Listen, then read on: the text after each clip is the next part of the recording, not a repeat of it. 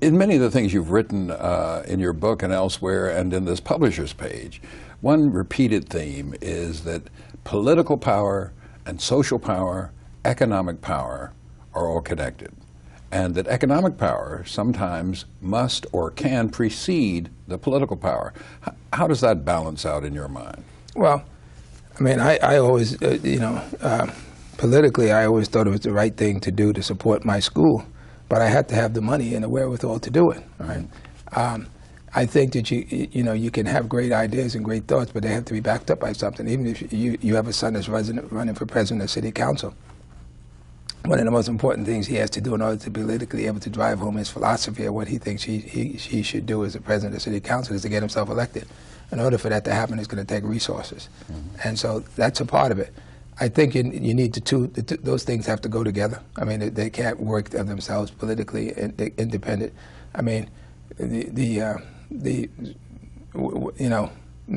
you look back in history in terms of leadership, people needed, Martin Luther King did not have a bunch of money, right? But he had friends who had money to support what it is he was doing, right? Who believed in him, and therefore you could go out and raise money to make this Southern Christian Leadership Conference as strong as it was, right? And be what it was. You can't have campaigns and be riding around the country and not have somebody paying for it. And so you have to have, if you've got the political idea, you've got to have somebody else who's going to back it up if you're talking about what you're doing. Well, the King example leads to another question. Is there a direct connection between personal wealth or personal economic worth and leadership? Is every business person a leadership person outside of the business he or she may run? What's the connection here? There are quite a few well-to-do black people, but most of them I would not think of as leaders, except insofar as their leadership has made them economically successful. Well, some people don't have a desire to be as well-rounded, I think, as you can be in terms of the things you can do. I mean, I think you can be very introspective, if you will, in terms of just looking in on yourself, and therefore you can have a business where you can forget who you are as an African American. I mean, unfortunately, we have people who have succeeded and done well in business, and they don't identify with any of the issues or problems we have at all as a people, right? I think that's unfortunate, but and it's their problem because it's to our demise as a people if we have people who are successful not realizing who they are. I clearly think that, if I'm understanding your question right, have I answered it for you? Yes, I am, but how does it happen that John Smith, let's say, is a tremendous success in some business, making millions and millions of dollars, but John Smith has demonstrated no leadership ability outside of this?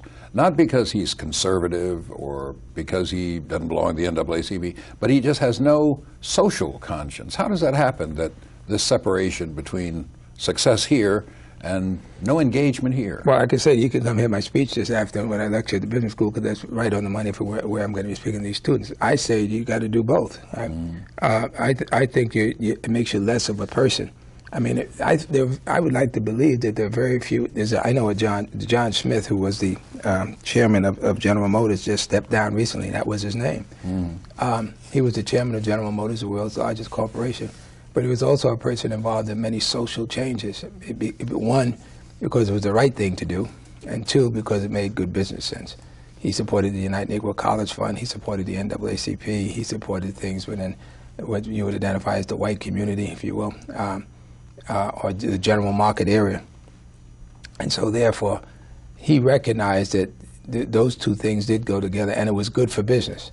And you're not going to find, fortunately, that many business people who are not going to have something. And the people that I would talk to at the Darden School this afternoon, if they intend to really be successful, they're going to have to take leadership roles in things which may be unpopular also.